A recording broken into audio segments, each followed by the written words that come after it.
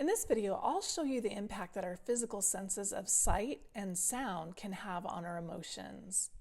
Last time we talked about relaxation. In this video, let's talk about how two of our most powerful senses can impact our emotions, or how they can facilitate or impede our efforts to get into a relaxed state. True or false? It's possible to fool your body into thinking that you're relaxing on a beach in Hawaii if you think you're relaxing on a beach in Hawaii.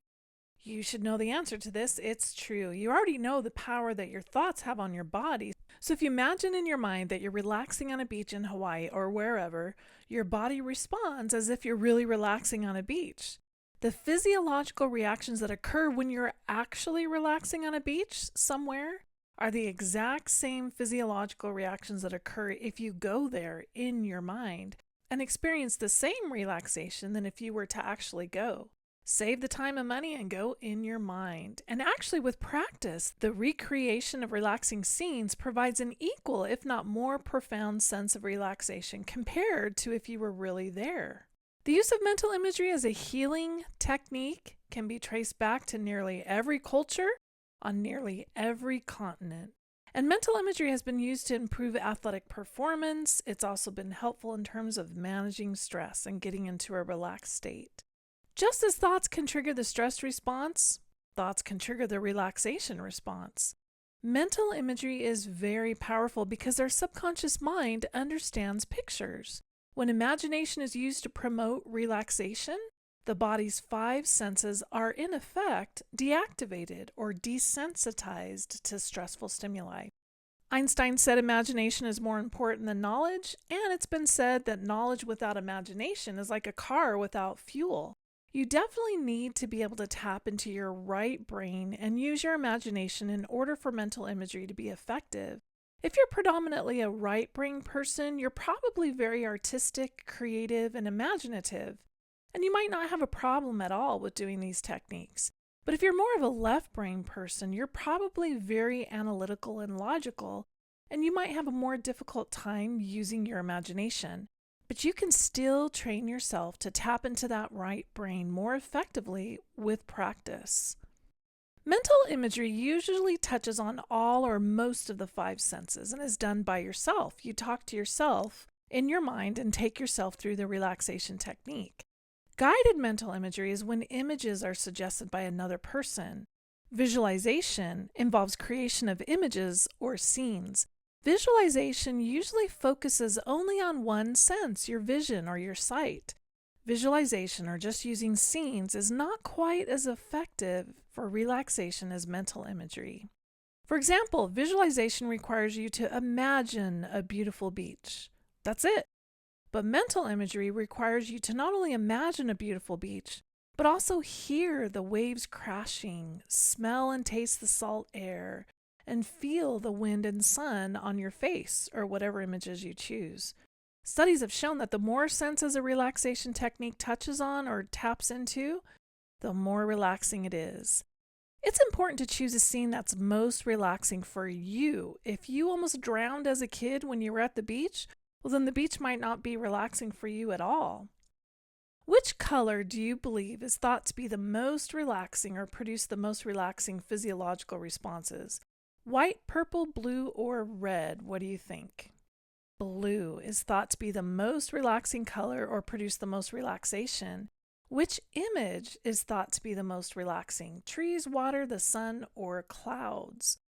Water is thought to be the most relaxing image. But create whatever scene you'd like. It could be a scene you create from scratch in your mind, or it could be a scene from a place you've already been. But including water and or blue in your scene is generally recommended. Of course, this type of water might induce stressful emotions, so again, choose whatever works for you. Are there studies documenting any benefits to mental imagery? Yep, a gazillion. These are just a drop in the bucket of the conditions that have been shown to actually be improved as a direct result of doing mental imagery. Take a look at these scenes and pay attention to how you feel as you focus on them. There's no sound. Could they be more relaxing if there was sound connected to these scenes? Absolutely. Let's talk about the power of sound.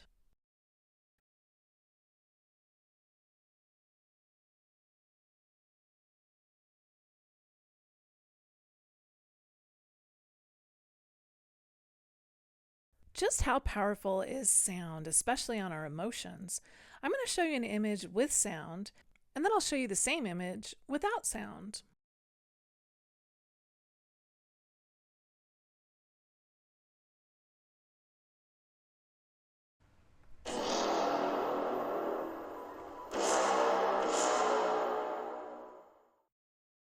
Think of a scary movie with no sound. It wouldn't be that scary. I showed you some scenes that were hopefully somewhat relaxing a minute ago. Could they be more relaxing if you put music to them? Let's check it out.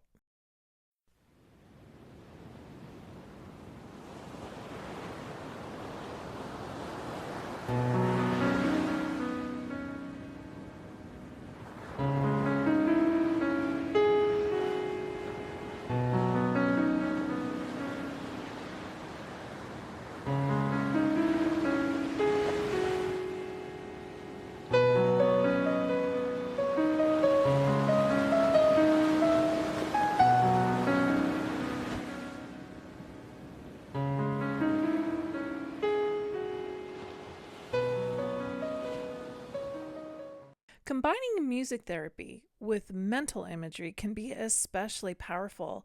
Imagining a beautiful lake or stream and hearing a recording of water dripping can put you in a more relaxed state than just one or the other.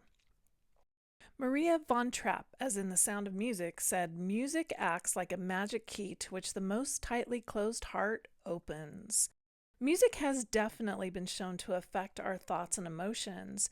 Music therapy is defined as the systematic application of music to bring about helpful changes in emotional or physical health. So, this can involve both listening to and creating music. Music is thought to be the most popular way to relax for most people. Which type of music is thought to be the most relaxing? Classical, opera, new age, or smooth jazz? It's kind of a trick question because it's thought that the most relaxing music is instrumental without lyrics, which could be any of those types of music. Music without lyrics, without speaking, is considered to be the most relaxing type of music because your left brain has to interpret words when someone is singing. So music without lyrics is more relaxing because you can fully tap into your right brain. But feel free to disagree with this.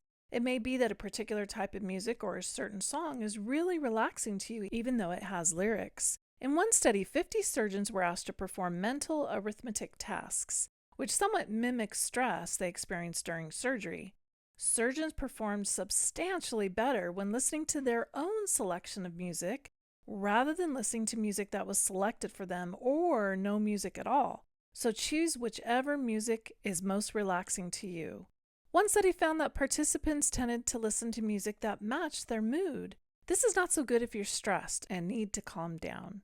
How beneficial is music? What are results of some studies that document that music is beneficial? Well, music has been shown to reduce chronic pain by 21% and depression by 25%. 45 minutes of soft music before bedtime has been shown to improve the quality of sleep at the amount of time in deep sleep by more than 1/3. I think it's interesting that upbeat music was found to have a healthy effect on blood vessels. And stressful music, meaning loud and rapid-paced music, actually caused blood vessels to narrow. A study was conducted in a rough inner-city high school in Southern California. Baroque music, a type of classical music, was played in the hallways of the school.